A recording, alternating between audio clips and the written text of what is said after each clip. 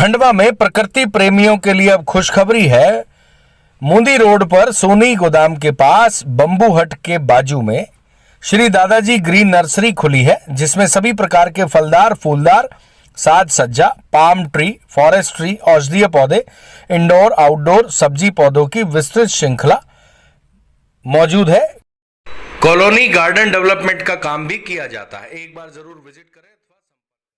रहेंगे बाजार हाट में हमने यही किया है कि जितने भी हाट हैं उनकी लिस्ट बनाई जा रही है। जिला पंचायत और जो नगरीय निकाय हैं उन हाट बाजारों के संबंध में वहाँ पे एसएचजीज के माध्यम से मास्क का वितरण कराना और टीम्स लगा के वहाँ के रोजगार सहायक या वहाँ के जो नगर पालिका के अधिकारी हैं और वहाँ के सचिव और पटवारी सबकी टीम लगा के लोगों को सोशल डिस्टेंसिंग मेंटेन करना और मास्क लगाने की कार्रवाई करना, इसके लिए हम जागरूक कर रहे हैं। हमने सामाजिक संगठनों का भी उसमें सहयोग लेने की कोशिश की, क्योंकि ये एक लंबा दौर है कोरोना का। ऐसा नहीं कि आज 15 दिन में या 20 दिन में इसमें उतार चढ़ाव होता रहेगा। जैसे जैसे संक्रमण फैलेगा और वायरस जैसे बिहेव करेगा, तो उसको देखते हुए लगातार प्रयास किए जा रहे हैं। अभी भी हालांकि आसपास के जिलों से जैसे खरगोन हुआ, बैतूल हुआ, छिंदवाड़ा हुआ, जो महाराष्ट्र से लगे हुए जिले हैं, उनके मुकाबले खंडवा में अभी भी केस कम आ रहे हैं।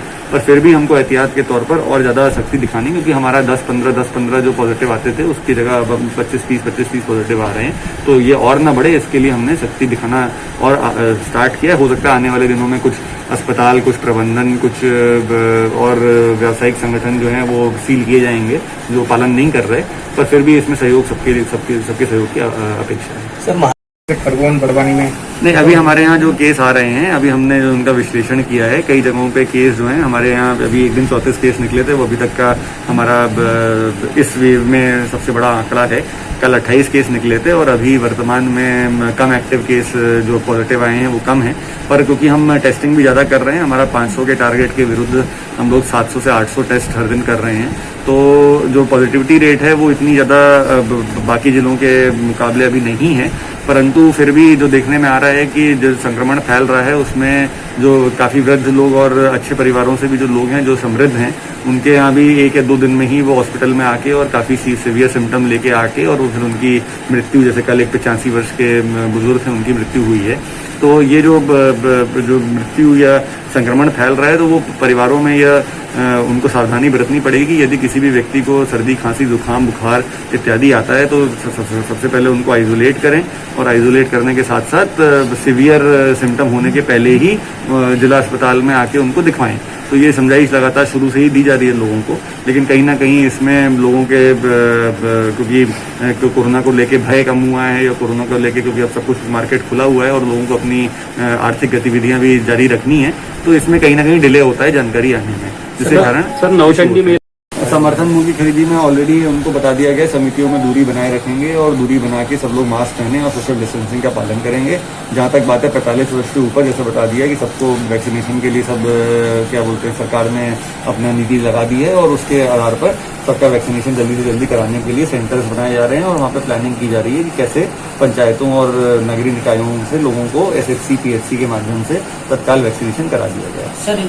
मेलों पे प्रतिबंध है और किसी भी मेले को अलाउ नहीं किया है। नवचंडी मेले को भी होली तक का टाइम दिया गया था, क्योंकि उन्होंने पहले ही सब कुछ लगाया हुआ था। केसेस आने से पहले ही उनका मेला चालू था।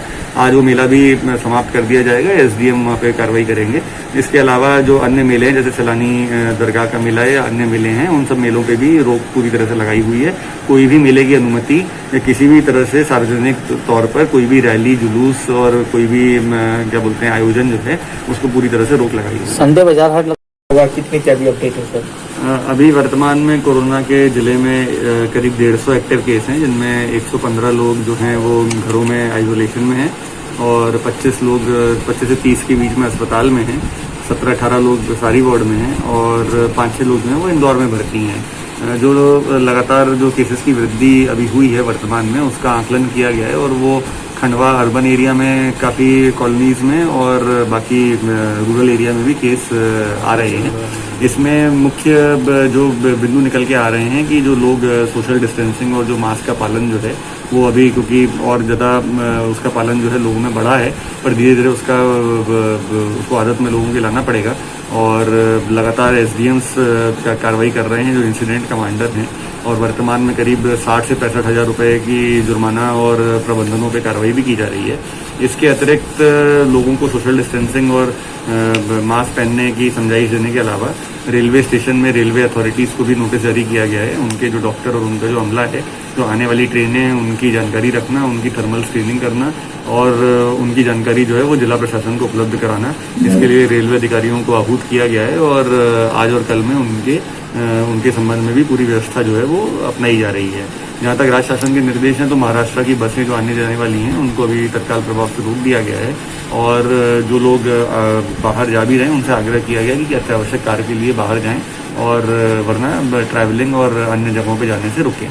सर कहाँ कमियाँ जो गांव है उनको ये समझाइश लगातार दी जा रही है। निवाड़ी भाषा में अभी एसडीएम ने भी अपना वो किया था, संदेश दिया था और महाराष्ट्र से भी लगातार उनके वहां से भी संदेश आ रहे हैं कि लोग अनावश्यक आना जाना न करें और त्योहारों पे अपने घरों में ही रहें। तो सबसे ज़्यादा अभी जो सबसे इम्पोर्टेंट चीज़ है कि केवल अत्यावश्यक चीज़ों के लिए बाहर निकलें। तो 10 साल से कम और 65 साल से जो अधिक आयु के बुजुर्ग हैं उनको बिल्कुल ही बाहर जाने नहीं चाहिए, परंतु फिर भी उसका पालन इतनी कड़ाई से नहीं हो रहा, ना लोग अपना आपस में पालन कर रहे हैं।